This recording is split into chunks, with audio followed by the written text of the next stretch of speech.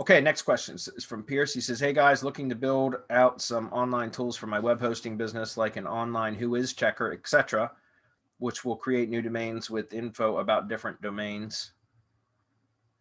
With info about different domains. Okay.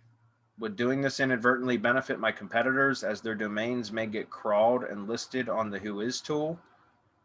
Won't there be any links going to the domains, just information like brand name, image of homepage, and WhoIs registration? I don't fully understand that question. Does anybody else? You guys probably weren't even paying attention, were you? I don't fully understand this question, so we try one more time. Hey guys, looking to build out some online tools for my web hosting business, like an online WhoIs checker, which will create new domains with info about different domains. I don't understand the point of that.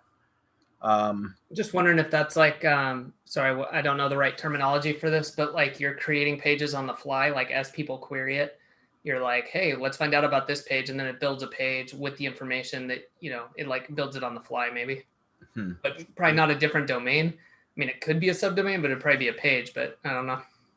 Yeah.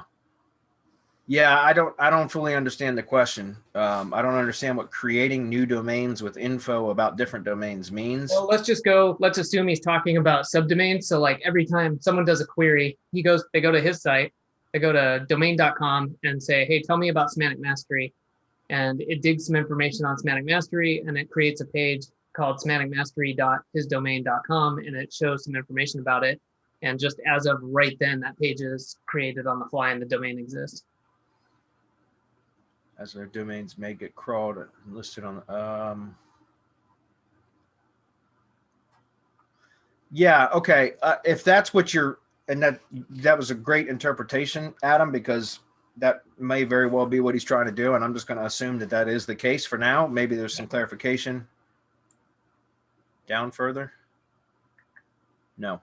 All right, well, I'm going to run with what Adam's interpretation of that question was. If that were the case, then, you know, that's a good question. I don't 100% know. If you're not linking back to the competitor domain, then most likely not. I mean, it's still considered a citation, right? If you're listing information about the brand, the domain itself, right?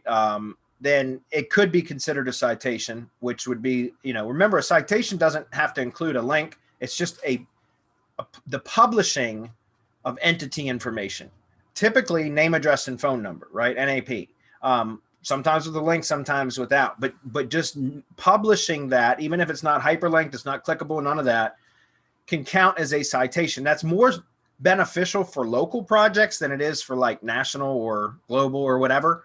But it still is it can help with SEO, but since if there's no link whatsoever, it's likely that it wouldn't, you know, it wouldn't move the needle any, is what I'm saying, for your competitors.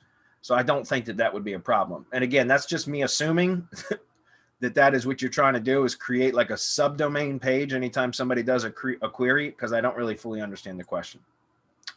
So anyway, that said, hopefully that answers your question. I don't think it would be an issue if it's just listing like text-based data about that domain.